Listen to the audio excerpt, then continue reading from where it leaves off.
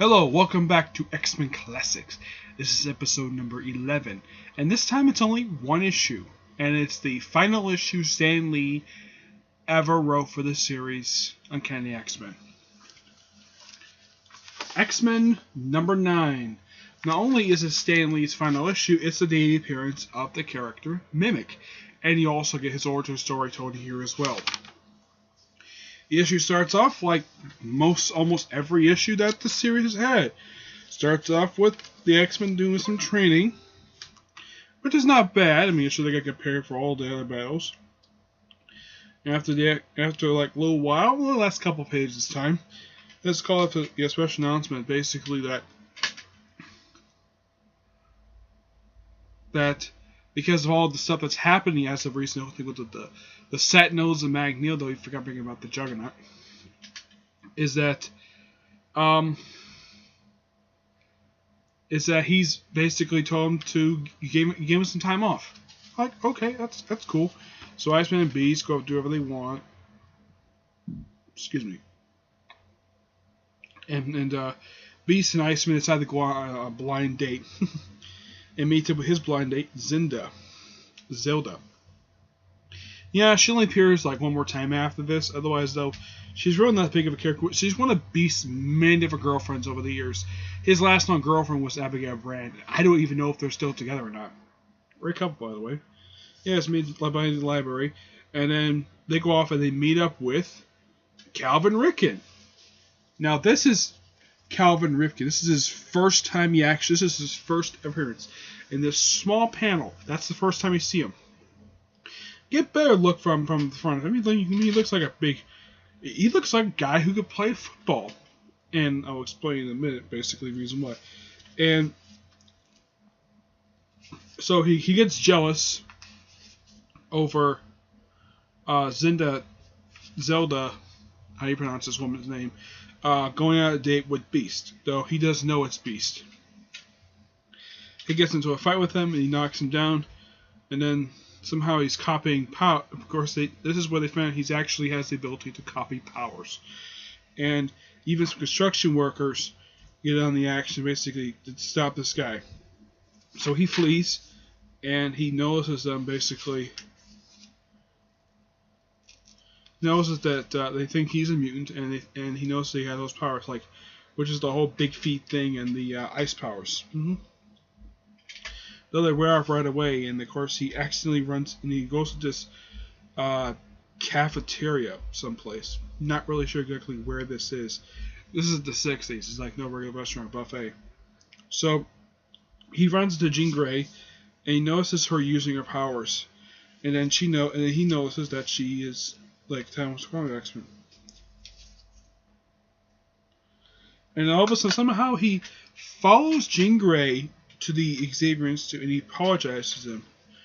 And Xavier tries to read his mind. Everybody gets introduced to him, and then he goes upstairs to get changed. And he changes to this silly-looking costume. I am not kidding about this. This is his Mimic costume. Basically, copy all their powers. And he just attacks them. And they spend the next 12 pages fighting him. And of course, he kidnaps Jean Grey, takes her to his lair. Nice place. And then from here we get his origin story, basically, of how he got his powers.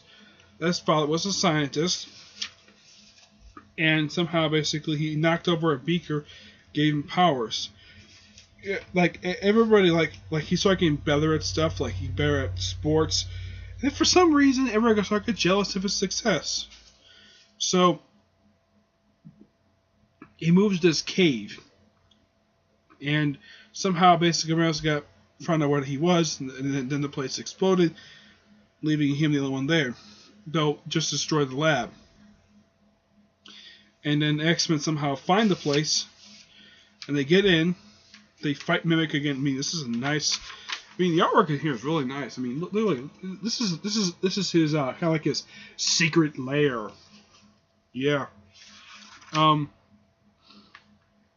Yeah, he fights off these X-Men. Fights off the X-Men. Excuse me. Anyways, so they defeat him and he loses his powers.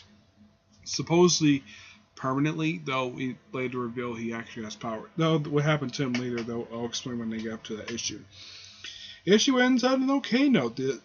Like, Rankin just walks off and he's never heard from again. And that's that. So, what do I think of this issue? This issue was okay. I mean, it's a decent issue to end on. I mean, Stan Lee just wanted to squeeze out at least one more character before he officially ended his run for the Uncanny X-Men series. Mimic is an interesting character. He's got an interesting backstory. It's just that there's not much to him at all. I mean, he's got a cool looking costume. It's very cheesy, mind you. Yeah, it's a pretty cheesy costume, but excuse me. There's not much to him at all. Jean Grey becomes damsel in distress, just kidnaps her, and tells us an origin story, which only takes about 3 pages. I mean, it's not exactly a big, long origin story, but it's still a good origin story, mind you, and this character does come back, but a little bit later on, like in the following issues, like within the following year, and with the next issue, new writer takes over, which I will reveal in the next episode who it is. But overall, it's an okay issue.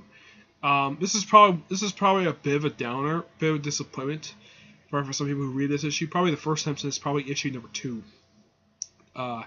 So I give this issue I'm gonna be nice to it because it is Stan Lee's last issue, and the writing for the characters is really nice.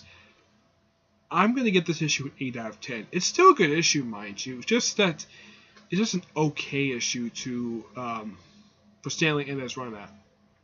So that's it for this episode. Stay tuned for episode number 12, where I will cover issues 20 and 21. Till then, see you there. Bye.